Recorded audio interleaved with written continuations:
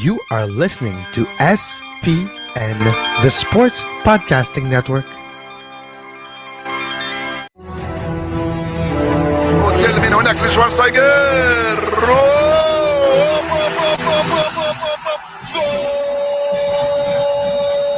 Va a pegarle Ronaldinho Gaucho. Ya lo hace. Pierna derecha, directo al arco. ¡Golazo! ¡Golazo! ¡Golazo!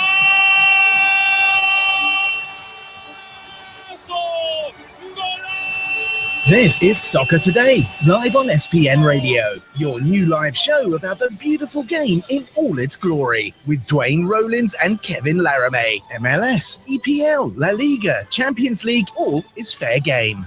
Powered by the Sports Podcasting Network. Visit us at sportspodcastingnetwork.com. Soccer never sleeps, and neither do I, Kevin. It's time to move on from the Euros. How you doing? I am doing great, and I'm not going to lie, it actually feels like back to reality, back to normal life, back to the grind, back to the North American soccer perspective. Yeah, it's been a nice month, but I'm not going to lie, I actually felt quite, not relieved, but yeah, maybe a little weight off my shoulder yesterday. Well, yeah, and we don't have a long break, Kevin, you and I, because what's happening in 2 weeks? There's a little competition down in Brazil or something, I heard. Yeah, the real games.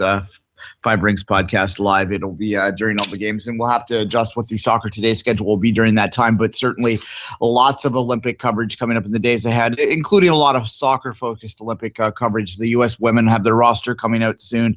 We'll get some previews out on that in the days ahead on this show. We are a North American show, and so a lot of our focus will always be North American, but we will endeavor to also cover the whole world on Soccer Today. Kevin and I were talking off air today, but it's sort of setting up some schedule to sort of get, maybe a touch in on the Italian League once a week or once a month or something, or even the Chinese League and things like that. Oh, isn't it the best league in the world? Well, apparently, with the amount of money they're paying players, I guess first of all, they need to scout better. But yeah, it's kind of apparently one of the best leagues in the world, I heard. Well, I heard, but they think. Well, they'd like to think, yeah. They like to think, exactly. Look, I think we're going to talk a bit about the Chinese League in more detail in our third block today.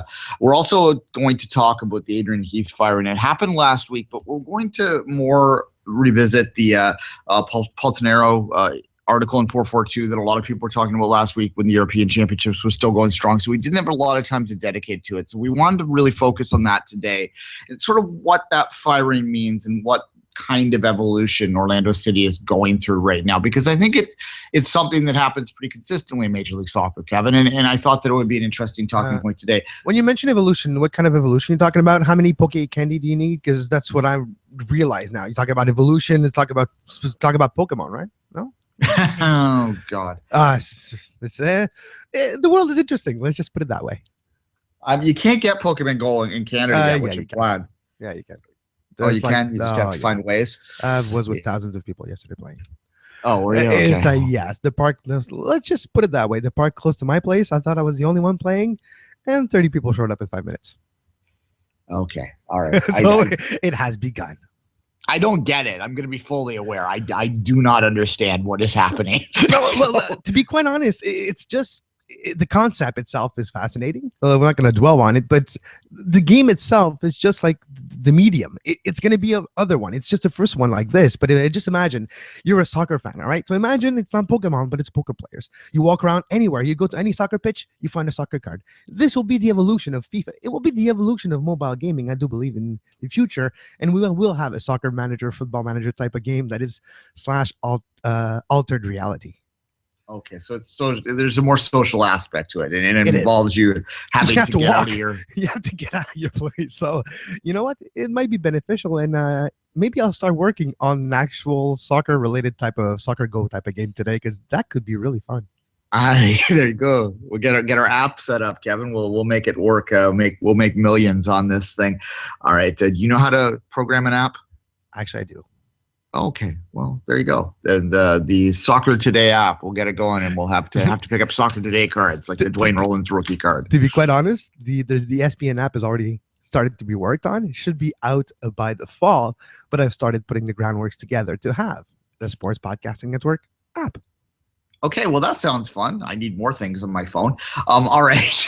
Let's move on and talk about the Paul Torino. That's a different thing altogether. Baltinorio. Yeah, Baltinorio.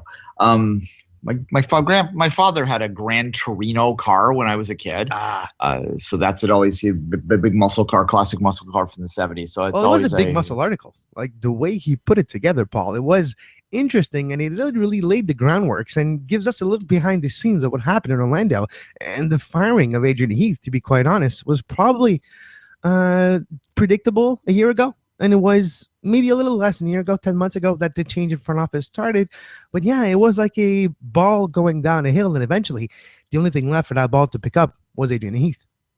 Exactly. And it started, like you said, it started with the GM and the assistant coach getting fired in the offseason. And we didn't talk a lot about that at the time because, first off, it wasn't really the focus of our show, but it was a major talking point amongst Orlando City fans. And I am working on right now getting some fans' voices on this show to talk about exactly how they're feeling, why they feel this stuff is wrong. But sorry to interrupt, though. If you are an Orlando City fan, give us an email, sportspodcastingnetwork@gmail.com, and we will get your voice heard.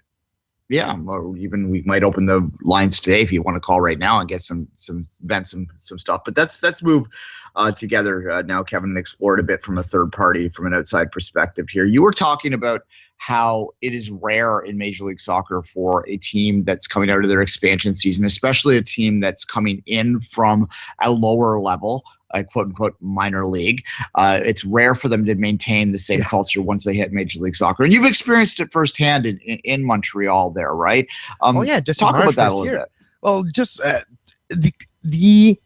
just say the example is not necessarily the same as Adian Heath, because Jesse Marsch was not the coach of the Montreal Impact in 2011, and before that was Mark Dos Santos until got fired. Nick DeSantis took over half the season in 2011.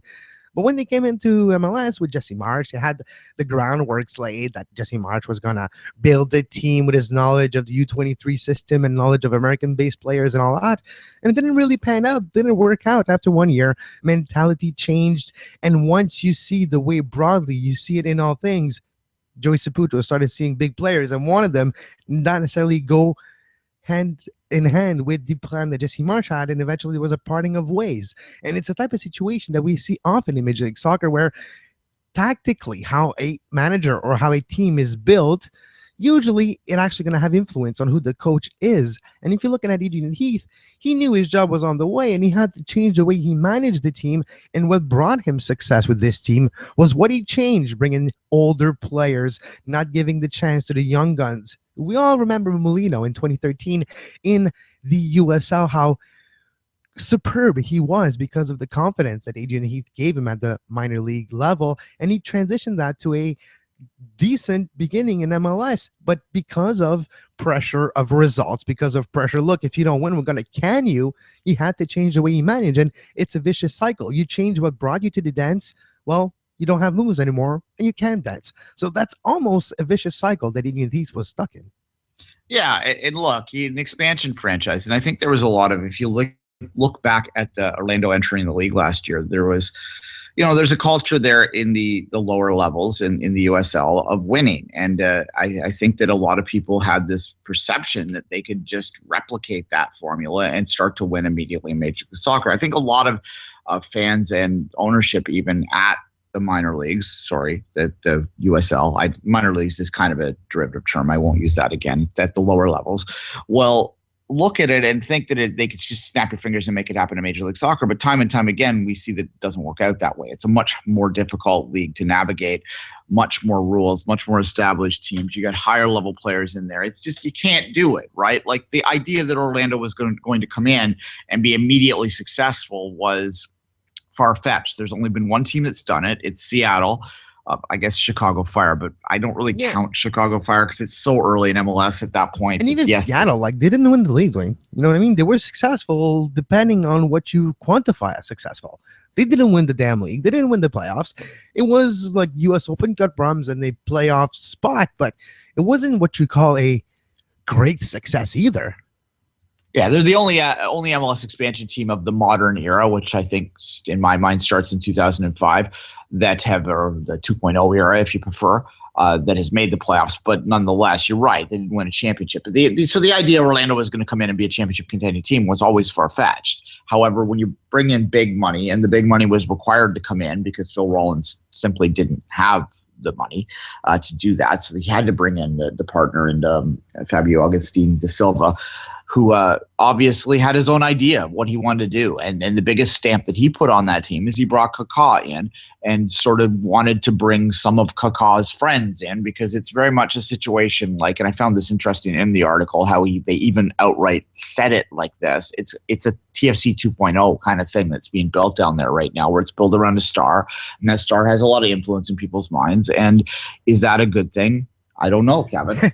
Well, I'm going to say no. Just look, he played 9 of the 16 games this year. And if you look at all the big salaries that Orlando have, which are because of the changing of attitude since the Da Silva ownership change, and Rollins was the general manager, and he's still the general manager, but he's the talking head. He has somebody over him that relates everything to Da Silva. So he doesn't necessarily have full reins with his former club as well. But just look at the big salaries. They have like 3 players close to the $500,000 mark, and only one of them was playing. You have Nocerino's experiment that's turning into literally a fiasco. Just look at the image underneath the stands last weekend, where Nocerino started to argue with fans of Orlando for like 20 minutes. Yeah, it's not necessarily a good situation. And you have the club still paying René Collin for him playing for New York. Other big salary like Batista that hasn't panned out. Out of all those big 6 salaries over the $400,000 mark, only 2 of them are playing for the club. You cannot have that type of situation happen in a salary cap league. And when you do, you kind of have your coach's hands tied, and he cannot necessarily manage a team properly.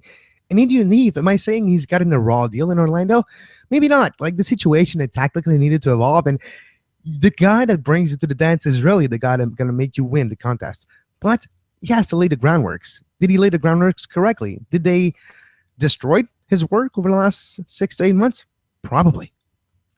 Yeah, I don't know how much influence he really had other than the day-to-day. And this is a guy that he did relate well to the market and did succeed well at the lower level. And maybe that's just a reflection of him having a different sort of skill set that allows him to succeed. Although there's nothing wrong with that either, right? Like, if maybe he's not a guy that can manage a Kaká, but he can manage USL teams perfectly well. And I think that's a noble thing to do. And that's not a knock on him if that's where he lands. But at any rate, the Soccer Today question of the day was simply this: was Orlando justified in firing Adian Heath? And right now, right down the middle, it's 50-50 with the respondents so far. If you want to go to SportsPod.net, you can vote on that yourself and see where the results are by the end of the day. But at any rate, I think that's interesting that it's 50-50, Kevin. Yeah, but just one question. How things happen are indicative sometimes of the perception and the emotion related to the firing of a coach. And the fact that it happened on a Wednesday at night, not a Wednesday, well, what day was it? It happened, it was Thursday, I believe. But yeah, Wednesday night. So it happened Wednesday night at 9 p.m. last Wednesday. So when that happens, it's kind of trying to squish the news between other things. Just 2 days after Independence Day, people are on vacation, they're just coming back out of their hangover. Yeah, let's squeeze that news here. Nobody will notice. It felt that way. Was it? I don't know. But when you have press releases at 9 p.m. on a weeknight, it always brings questions to my mind. Yeah, I don't know why PR professionals still do that. It's like the old bury the thing. It doesn't work anymore, though. It might have worked 10 years ago because it would have been a whole day would have passed and they could have reached out to stakeholders and all that sort of thing. That's the thinking behind it. But it's sort of old school thinking that ignores the fact that we live in a 24-hour news cycle right now, and the rage is going to find the rage. Yeah, when you BBC and CNN have 24 hours news channels and they're always late to news. Because, yeah, it happens before you know it. And we all were aware at 9:01 p.m. and we're talking about it at 9:01 p.m. And it wasn't the case. And it's still a weird move. Like, I can understand it, Duane, in hindsight. I can understand why they might evolve and try to become a different type of club tactically and have a better coaching system. I don't know. I can understand that. But you have to make that clear. You have to maybe, I don't want to say calm your fan base or just reassure them, but you kind of have to say that, look, we're doing this for the better for the team. We kind of have a different idea, different identity of this team that we want to build, and we believe we're better off without Adian going forward. But no, it's just unceremoniously, just saying we thank him for his good work. He was good in the minor leagues, but we need something different. It's kind of why put him under the bus when he left. I just don't understand that part. And it seemed like a throwaway comment that he mentioned that Phil Rollins in the press release that he had a good record in the minor leagues. What is that supposed to mean? Well, yeah, I mean, I find the 50-50 result telling on that, because I think that this is what it speaks to, is that there are a lot of people that are attached to Orlando City right now that are fans from back then. They were fans from the USL, and they were highly successful in the USL in a very grassroots organization that had a deep connection to the fan base, because everything is smaller. The scales are different down there, right?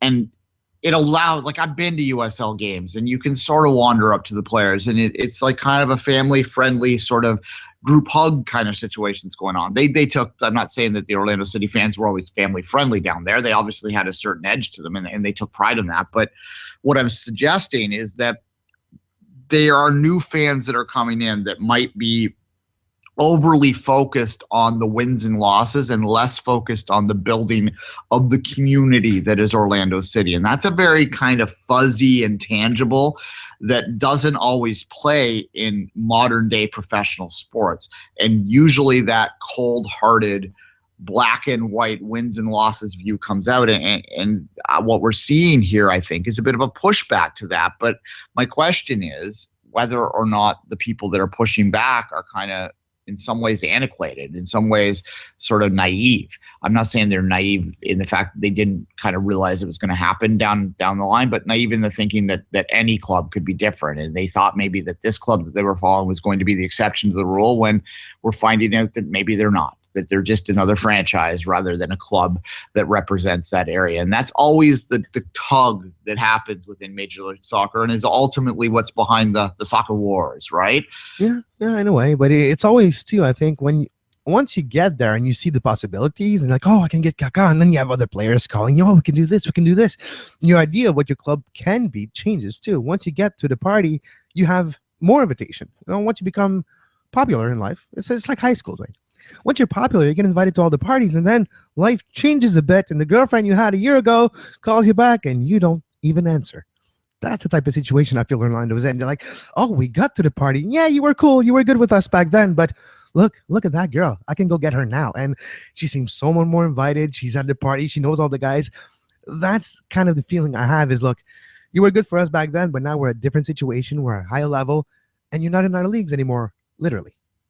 Yeah, well, sometimes you find out 6 months after the fact that the girlfriend in high school that you didn't return the phone call for was someone that you wish that would return your phone call. Exactly. Then too. Exactly. That's the thing. Maybe they'll get bite the bullet, and eventually Adian Heath going to reappear and coach a team to success. Maybe in Major League Soccer too. Yeah, and it's ultimately, look, this is not unique to North America either. We talked about the lower league phenomena on the rest of the story a while back, where teams and fans are sort of gravitating towards lower league clubs because they feel that they're just a bank machine to big clubs, and that's kind of a danger that you have to sort of balance. Like, how much do you ignore who brought you to the dance? Because, as you say, there's more fish in the sea in that dance. There's more dates potentially out there that you can sort of look and try and get the numbers of. And the people that brought you there, they might not seem as cool anymore. And that's kind of a dangerous thing for clubs like this to play, because to me, Major League Soccer teams are always precarious in terms of what their engagement and what their success in the market is. Orlando is still drawing big numbers, but the party's going to end one day. The party's going to end, and what's going to be left are the people that brought you there. And if they're no longer coming back, and this is the TFC 2.0 lesson here right now, is that if they get pissed off and you push them away, then you're really screwed when the party ends and when the winning's not there yet. So you damn well better be sure that you can win, because that's the only way to sustain it. Otherwise, you got to be careful. That's the thing. Yeah, exactly. All right. If you're an Orlando fan and you want to chime into this, we'll give the number out at the bottom of the hour. We're going to take a quick break right now, come back and talk about the NWSL and narrow field gate, I guess we'll call it.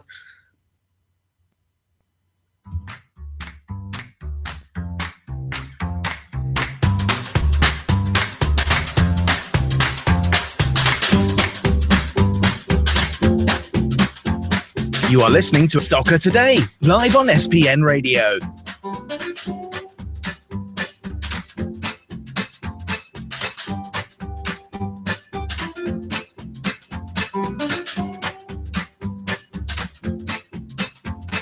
Visit sportspodcastingnetwork.com for more.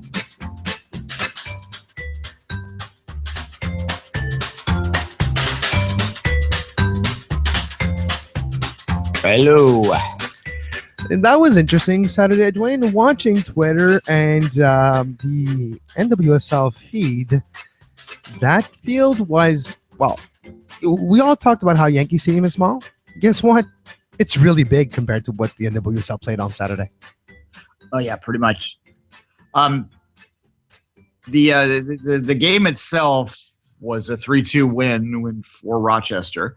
So we'll get that out of there. But no one was talking about that result at the end, Kevin. It was all about the field and what they could have done about it. And the scenario, as you say, is that their normal pitch was taken over by a concert, I believe.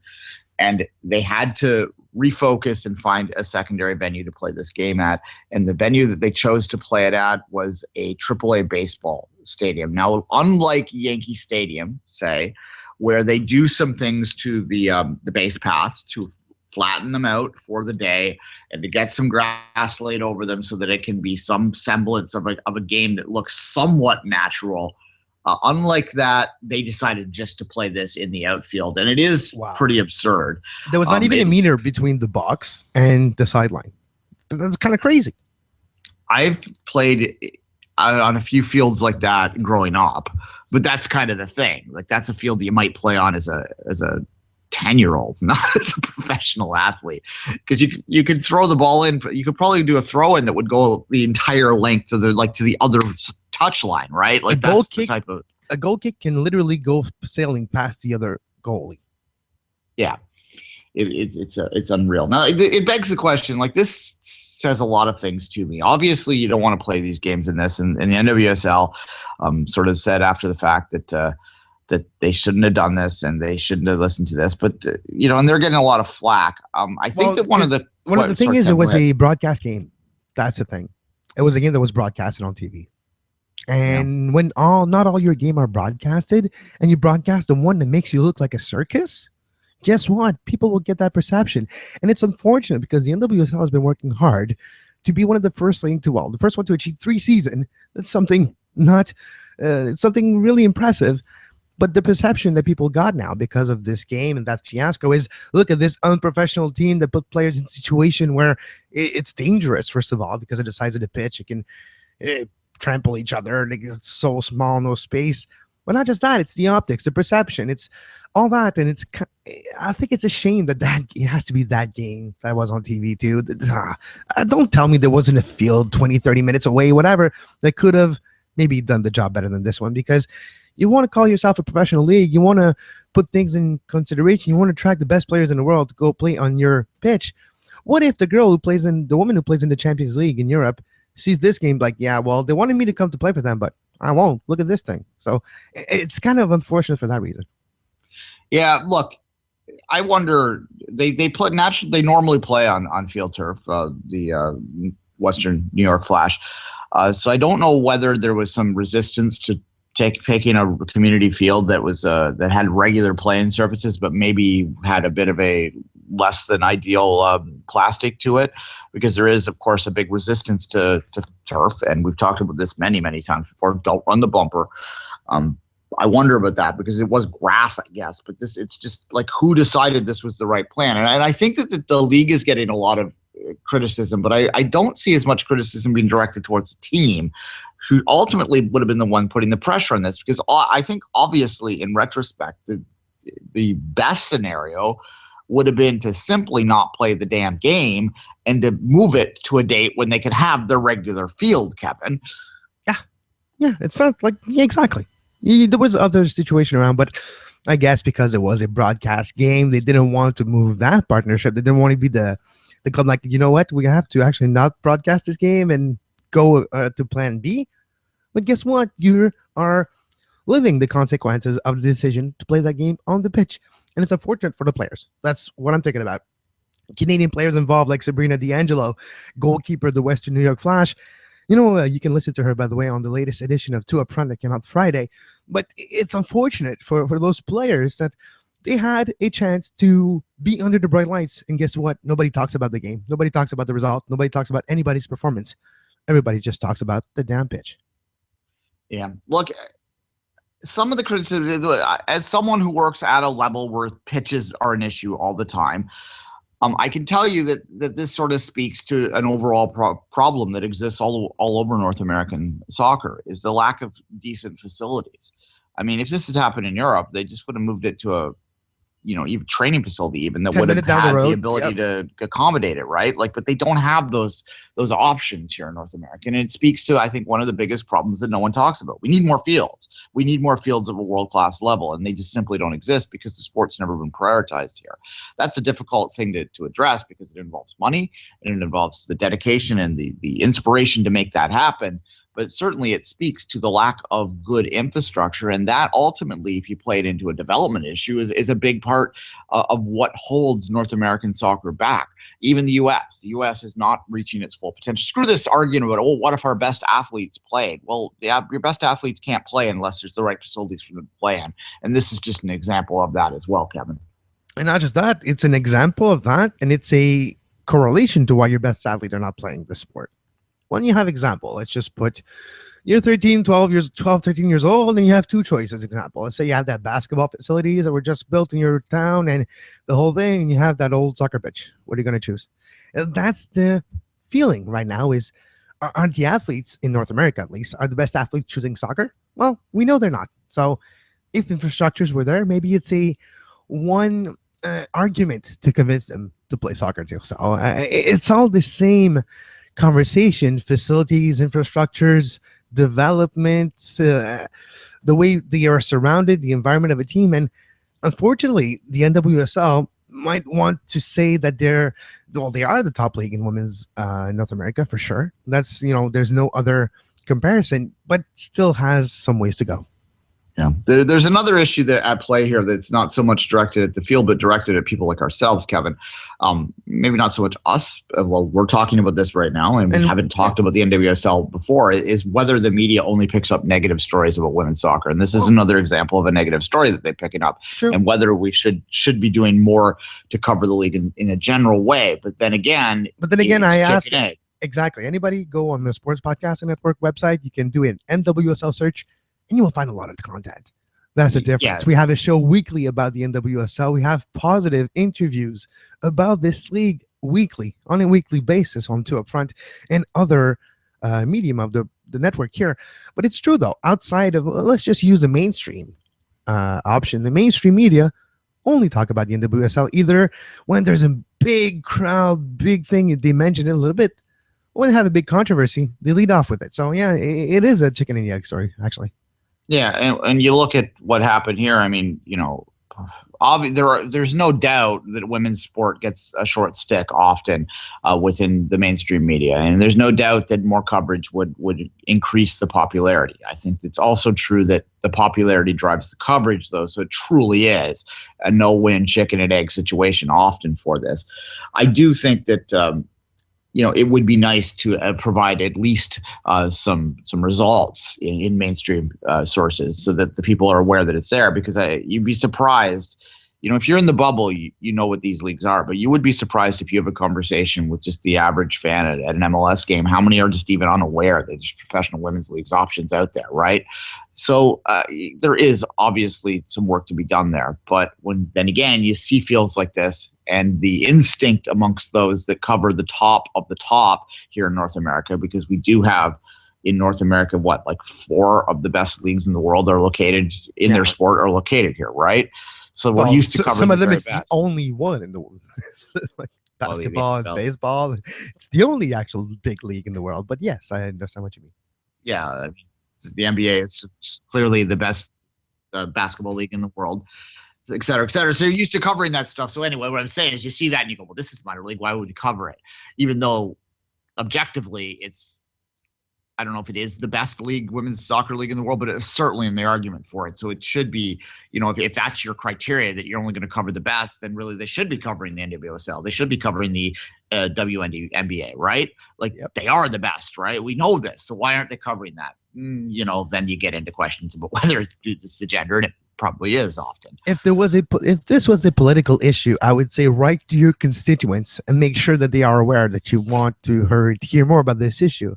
This is a sports-related issue. So write to your sports channel, write to your favorite sports radio, sports TV channel, and ask them for more coverage.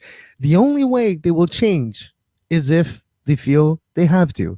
And the only way that happens is when the customers tells the people who gives the offer, look, we want a different offer. So if you are an NWSL fan, make sure your sports media, so your TV or whatever you listen to, whatever you watch, is aware that you want more NWSL coverage, and maybe then things will change. All right. As you say, there is weekly coverage on the Sports Podcasting Network. And on this show in particular, we will provide coverage from time to time of this league. We have a whole world to cover, and certainly this is part of that world. I always say, Kevin, I don't cover women's soccer, but I do cover soccer, and women play soccer.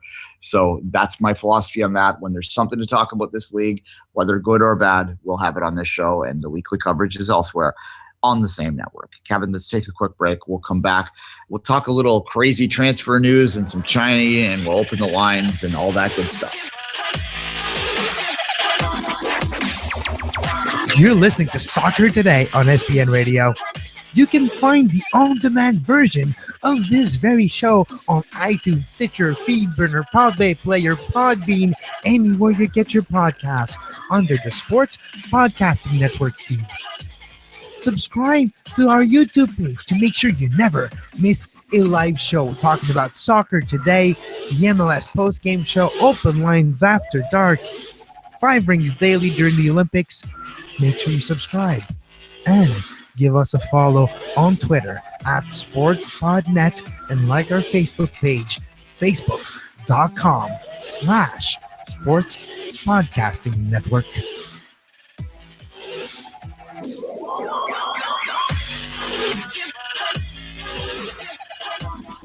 And welcome back.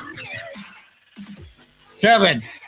Yes. Have we received a transfer offer for us to go to China yet?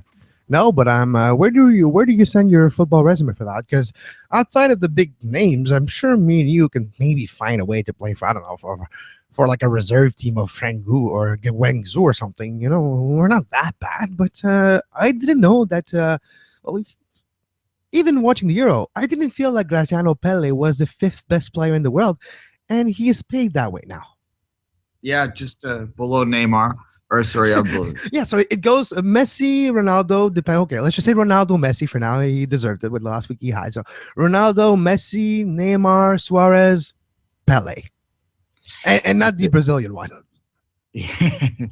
No, well, that might make more sense, even though he is, 60 now, 70? Yeah, he could probably still play, though. Yeah, there you go. He'd sell some tickets regardless. I think he's about to sign in somewhere in the NSL, I guess. Yeah. Look, it is interesting, this Chinese scenario here, and I find it also interesting. Look at this top 10 of best played players in the world. That as a Manchester City supporter, to not see any City players on there is like, well, okay. So is it really City that's driving everything up? Maybe they started it. Maybe them and PSG started this thing, but certainly now. The money is just getting spent all over the world, and China is really driving a lot of this. And this is the problem that people have with it. I know, is that it inflates everything. So if Pele is worth $16 million a year, what is Ronaldo? What is going to be? What's Ronaldo's next contract going to be worth? He's $21 million in here right now, but yeah. What's a Rashford contract? You know what I mean? Yeah, exactly. But not just that, because we know if you look at the Chinese model, it's not a sustainable one. When you're playing in an empty stadium of maybe 5,000 fans at the most some games, and you have a salary of 100 millions, look, it's not sustainable. It could be, we're making a big coup, a big splash in the market and trying to get attention. Guess what? It didn't work with Anelka. It didn't work with Drogba. Think Pele's going to make that dip in the water and have more fans coming to your games? That model is not sustainable. And it raises the price of the whole market for the entire world. What the Chinese Super League is doing it's kind of putting a monkey in the wrench, unfortunately. And I really think that it's going to bust. That bubble is going to burst because it's not sustainable. Yeah, look, I mean, the government will support it to a certain extent. And I have actually heard some interviews and read some stuff about the Chinese Super League's plans and sort of their thinking, some evaluation of that. You have to understand a little bit about the culture over there and certainly the sporting culture. If you read Soccernomics, the famous book that was out there a few years ago, it talks a little bit about fandom, and the difference between Asian fandom and European fandom is quite remarkable. It's distinctive. You can sociologically, you can find differences in how fans relate to the game. In Europe, in North America even, there's this tendency to believe in the idea of loyalty, of one club for life and all that sort of stuff, and that you support your local team, although, obviously there's exceptions to that, and I think it's not nearly as universal as people think, but nonetheless, that is kind of the model. Whereas in Asia, that idea is foreign to them. It's just not within their culture, right? That you support the best, and that's what you want. And that's kind of the thinking behind this Chinese Super League effort right now, is that you will never get success at all if you just try and be, a middling domestic league that develops your own players.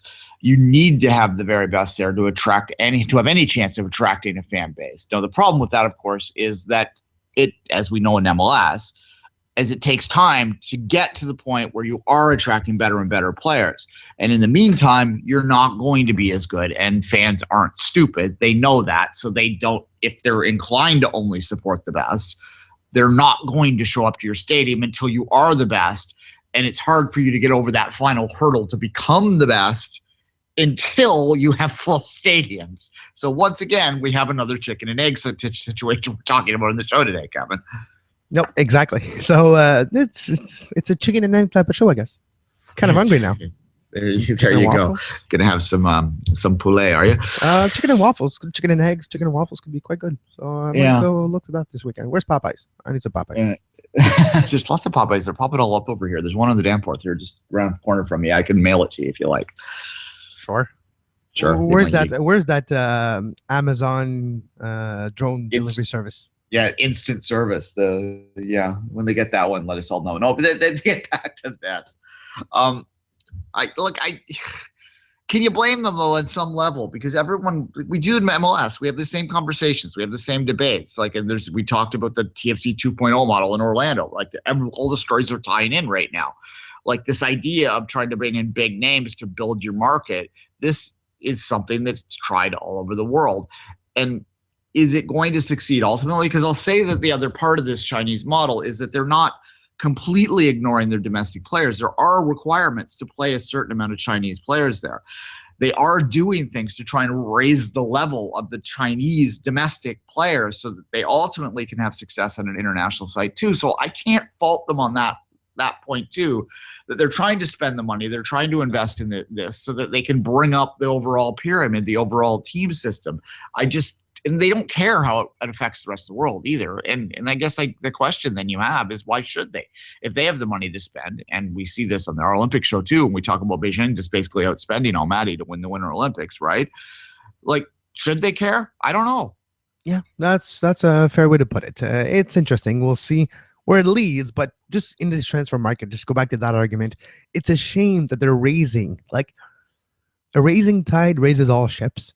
But it's unfortunate that it's a money ship that's raising, because now it's going to be an overpaid situation. And, well, it's good for the players. I'm not going to lie. It's good players making their money, and it's all well and good. I don't have a problem with this at all. But it's not that. We're talking about transfer money with clubs making more money because of this situation, for money that's not necessarily channeled back to the players. And it's all that situation. It's just raising the level, and is it sustainable? Because I feel, for me, it looks like the housing bubble of 2008 or something.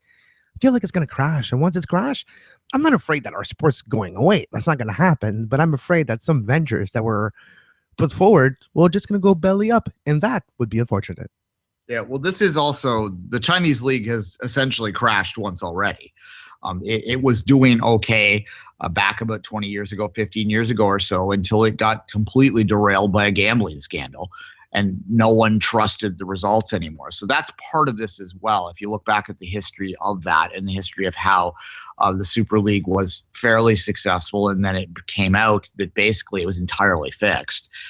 It crashed that league, and no one thought it could ever recover. So in many ways, the only way it can recover is to bring in these big names to try and reestablish their trust in the market or the interest in the market. So basically, you're trying to get people back in the stands to watch these guys play, even though if you look deep inside the psyche of a lot of those fans there, they probably still just assume that there's gambling involved because it trashed the league once before. So why wouldn't you assume that?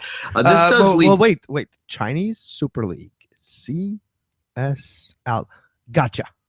Okay, there you go, CSL.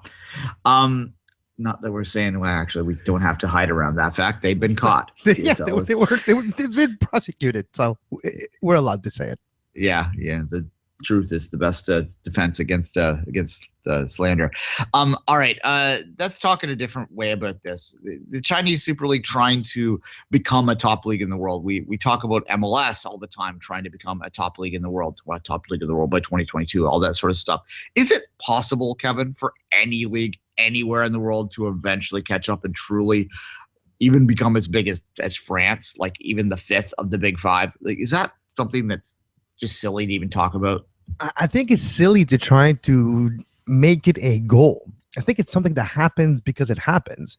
If we're looking at it now, people talk about the Premier League's best league in the world. It's not, but it's the most watched one. There's a difference.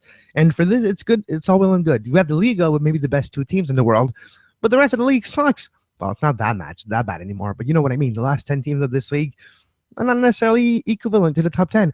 So it's all of what you consider a top team in the world, a top league in the world. For me, what's a little bit preposterous is when you're trying to lay down groundworks and plans to become one of the best leagues in the world. No, it takes decades and decades. It's something that happens organically, not something that has to be planned. And I have a feeling that if you plan to do something like this, it'll never really happen. Like Liga, France, English, never really planned to be the best leagues in the world. They just were, because that's the way it happened. And I have a feeling that those things happen more organically than by design. Yeah, a couple things. And I think about this all the times with Major League Soccer. And I can't talk specifically about the Chinese Super League in a way that would be all that informed other than in generalities. So we'll maybe move this to MLS from this point forward. And Kevin and I were talking about off air about trying to find a Chinese Super League expert out there to have as a regular guest on the show, because I think it's worth following that league because of the efforts they're doing to see what happens. But right now, we're kind of just poking at general thoughts, right? Anyway, to bring it to Major League Soccer, I always thought that the mistake they make is they're trying to become in their minds anyway, they're trying to become, quote unquote, one of the top leagues in the world by 2022 from a top-down approach. And I just don't think that works from the top down. It has to come from the bottom up. Yeah, that's what I meant in different words. Literally, that it happens because players want to go in your league because that's where it is and not the other way around. Yeah, if you're just paying the top guys, you're going to get guys at the end of the career, and you will build your commercial success up a bit. And certainly, MLS deserves credit for what they've done to become more commercially successful over the past 20 years. And I think deep down that when they say one of the top leagues in the world by 2022, they're talking about business-wise. They're talking about the amount of money that they're bringing in and things like that. Production values and the way it looks, the way it's viewed. Yeah, not necessarily the best skilled team in the world. That's the other part of it too. And MLS will always fail on this front as long as they maintain their current model, is that the best leagues in the world are driven by the best clubs in those leagues. And until Major League Soccer is set up in such a way that it can produce an elite team, an elite club, I don't think it can ever be amongst the best leagues in the world, because it will never have a team that can be as good as Barcelona, that can capture the imagination of a Real Madrid. So it just simply never can. The day that we will have 11 DPs in Major League Soccer, that will be a different story, because when you have 11 DPs, they're not DPs anymore, they're just players. Yeah, and then maybe we can have a conversation, because I do think that financially speaking, and given enough time, that Major League Soccer could become one of the more successful, one of the more popular leagues in the world, if the sport started raised up and matched it. If the growth of the sport from the grassroots gets more and more popular until there's a demand that pushes the talent level up, and they're spending unlimited amounts of money, well, let's face facts. It's a rich place, right? Yeah, well, look at I was going to mention the other football league in this country. Well, not this one, but the one just below us. That look at the amount of money spent every year on this league, and it's mind-boggling. Look at the NBA with the amount of money they signed on the free agency day last week. Crazy amounts, billions and billions of dollars. So the money is there. The facilities could be there. The fan base could be there. It's just you have to get there. It's 20, 30 years away. It's something maybe that will never come. But it's not, like you mentioned, by trying to sign the best players in the world. It's when you develop them and they play at your league that you become one of the best leagues. All right. And because this show is all about tying everything in together, be careful what you wish for, because look at Orlando City, and not everyone's as happy there as they were when they were in the USL. All right, Kevin, let's take a quick break. We'll come back. And speaking of the Major League Soccer, we'll preview the Wednesday games, the midweek games. Hey, it's Kevin of the Sports Podcasting Network. On SPN, on top of What's the Score, the sports news quiz, you can find a plethora of great sports podcasts. Hardwood Radio, Gridiron Radio, Sports, It's in the Game, Scuderia F1, the second most listened to F1 podcast in the whole world, Soccer Today, live radio shows like Open Lines After Dark, MLS Postgame Show, Two Solitudes Soccer Podcast, Off the Woodworks, and much, much more. All that on the Sports Podcasting Network.com. A plethora of shows. Yep, that means a lot.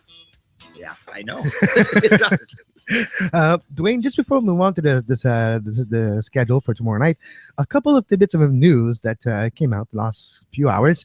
Finally, De Jong and David Edgar have signed for Vancouver, something we talked about, especially on David Edgar 2 weeks ago.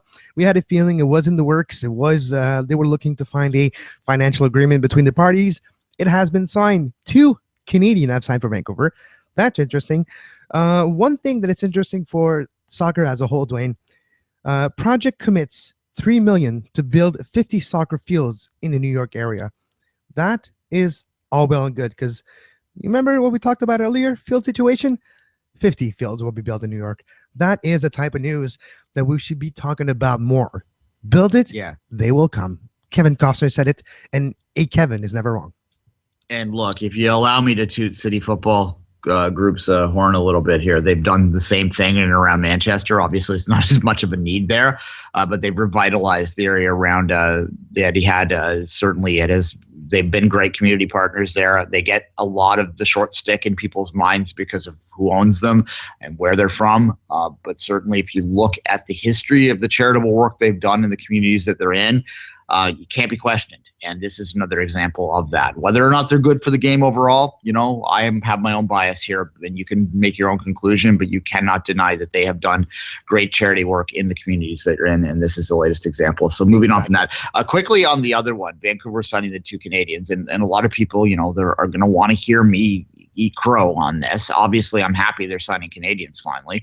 I wish they'd play their young ones, but that's a different story altogether. But the thing is, do those Canadians answer the need that Vancouver had? Yeah. Anyway, the other thing, I had someone anonymously message me after this news came out. It said it's interesting that Vancouver started to sign Canadians as soon as the news that the Canadian Premier League might be starting up happened, and that's just a little thought exercise there. Whatever. They don't want to get caught Canadians without Canadians. Yeah. Whatever gets Canadians playing doesn't matter to me. Just play them. This is my only complaint. Once you have them, don't just sit them on the bench. And certainly, I think there's no evidence that De Jong and Edgar won't play for the Whitecaps. So we wish them well for Canadian national team's sake. All right, and just speaking of schedule, Duane, there's a game that's not on our schedule, but it's happening tomorrow night in Philly. Crystal Palace is in town in Philly to play the Union. That will be interesting if you are a Crystal Palace fan. There is a lot of Crystal Palace fan in the United States, in the East Coast. Go to Philly tomorrow night to watch them play against Union. All right, there you go. Crystal Palace is an interesting tour. You pumped up for the Roma friendly, Kevin? Sure. I'll get to talk to Tony, so not bad. Yeah, there you go. I'll tell you, I haven't paid to go to a friendly ever. I have gone to them though because I have ways in, but they're kind of interesting to watch the young kids play. I'm not going to lie, but I still don't agree with them because I think that they put too much of a burden on the MLS players' team seasons. But alas, it's a debate that I'm sick of having. Let's move to the games that are going to happen and that do matter on Wednesday. There's almost a full slate this Wednesday because they're trying to make up for the break that they had, the 2-week break there.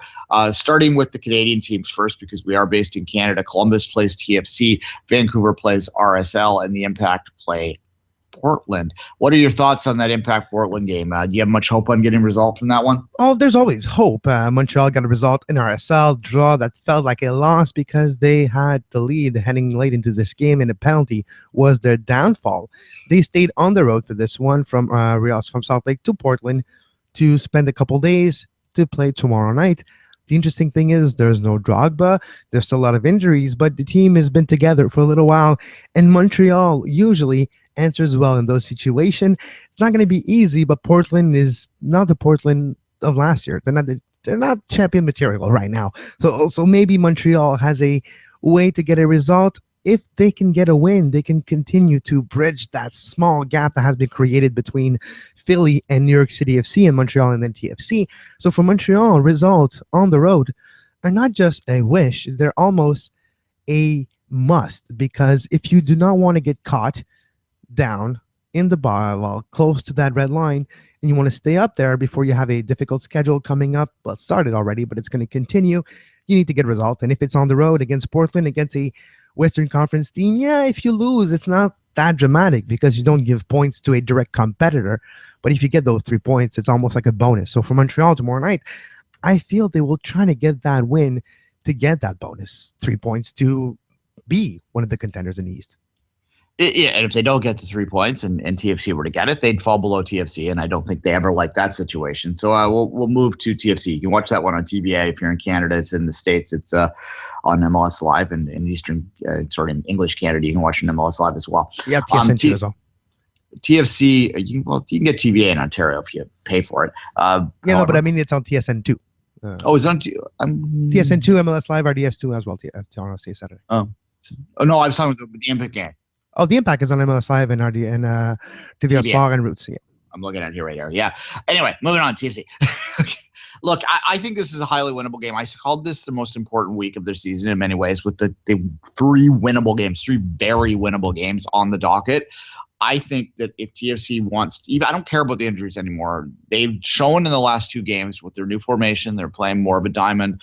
They played 5 at the back, 3 at the back, and then with the 2 wing backs there.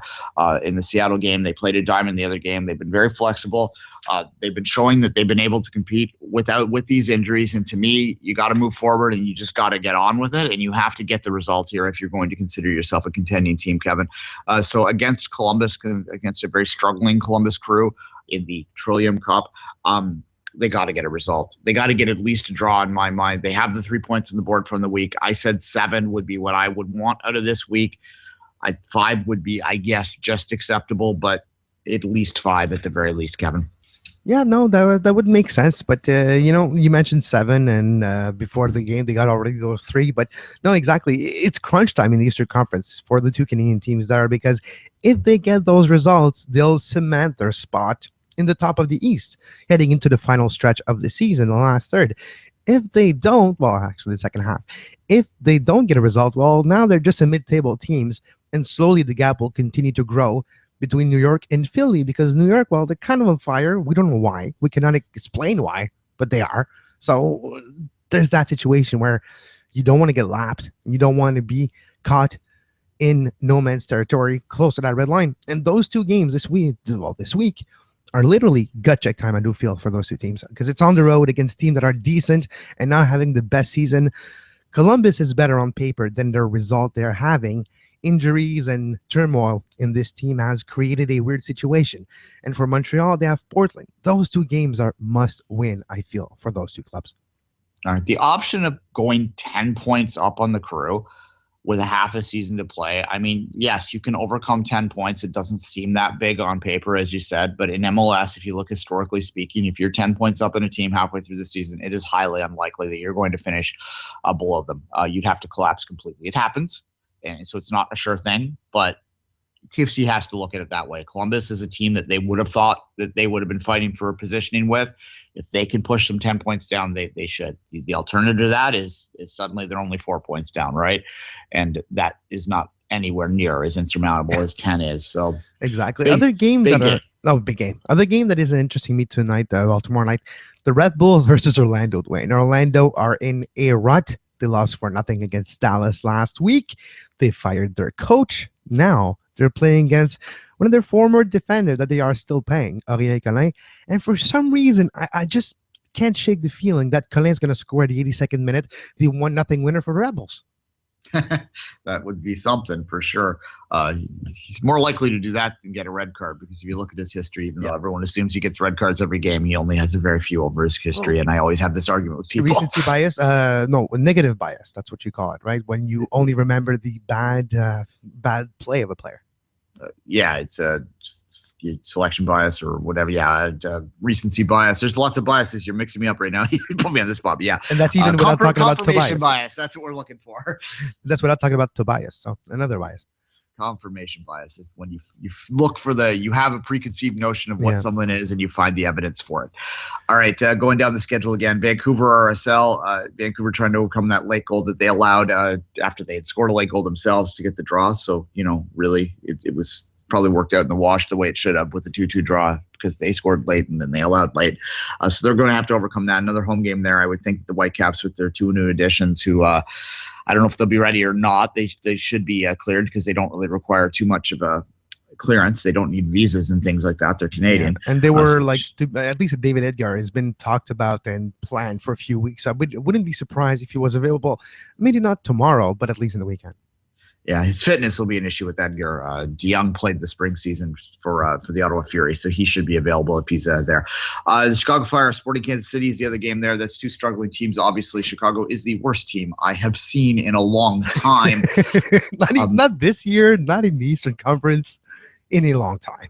I'll tell you, the last team I saw that bad was in Toronto, and it was in 2012. And if you were 2012, 2013, if you remember those years. 0-9. Yeah.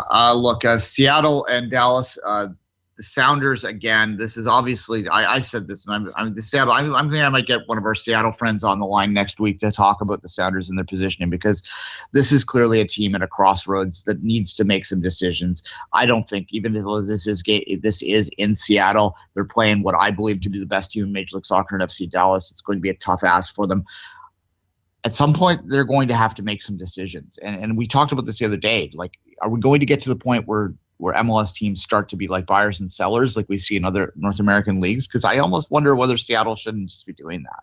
Shouldn't just be dumping some older players, bringing back in some allocation, some big money that they could then spend to try and make this team younger and more responsive to what Major League Soccer is right now to build. If they believe in Jordan Morris, I don't necessarily do fully as much as they do, but if they do, then you got to build around him. But he has been there for a long time. To be quite fair, he has been quite impressive in Major League Soccer play. Not necessarily with his national team, and he's still young, but with the Seattle Sounders this year, he has been impressive. He has scored goals.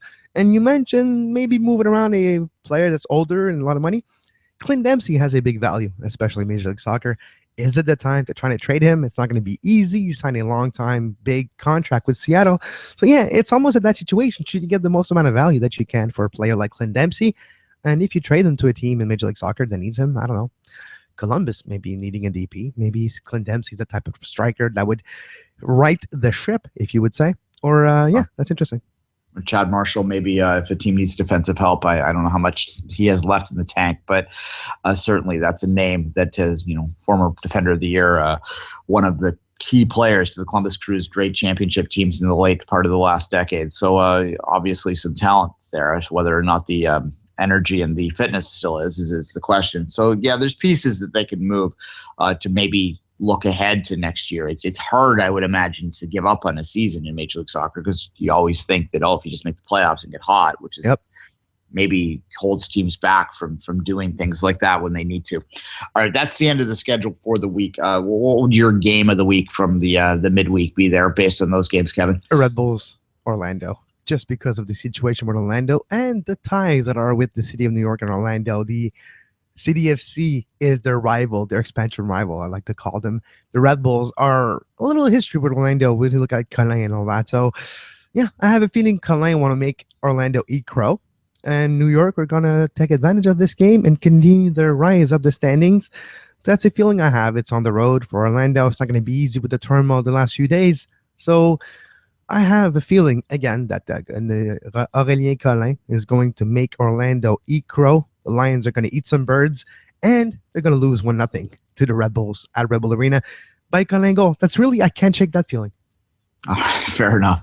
It'd be fun if it happened. All right, unless you're an Orlando fan. Seattle, and we might have a few today. So we love you guys. Come back. Listen again. We don't always bash your club. Doesn't happen all the time. It's just one-off. RSL Vancouver is going to be a good game, I think. But to me, the most interesting game to me is, for the very reasons I just articulated, is Seattle-Dallas. Because if Seattle loses that game, things could start to move there. They're at a crossroads. They need to make some decisions soon. They need to make a decision about Ziggy.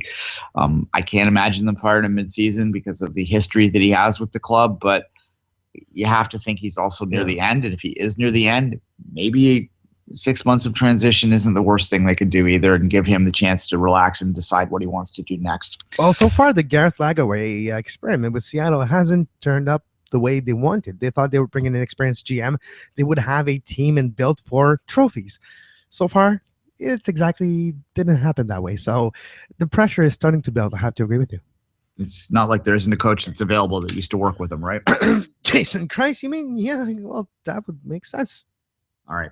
On that note, that is the end of Soccer Today for today. We'll be back tomorrow as always. And until that time, Kevin, say goodbye. 11 a.m. tomorrow morning, Soccer Today on SPN Radio, sportspodcastingnetwork.com/soccer-today, patreon.com/sportspodcastingnetwork. Your support is greatly appreciated and needed. With your help, we can do shows like this one. We can do more podcasts. We can do more audio on the field, on location interviews. But for that, we do need your support. Patreon.com/sportspodcastingnetwork. $1 a month. The way it works, you subscribe. It takes you out of your PayPal, out of any place you would like. $1 a month. You don't even notice it. It's so little. But for us, it's so big. So go to patreon.com/sportspodcastingnetwork. And until tomorrow, 11 a.m., have a great soccer. You were listening to SPN, the Sports Podcasting Network. Visit us, sportspodcastingnetwork.com.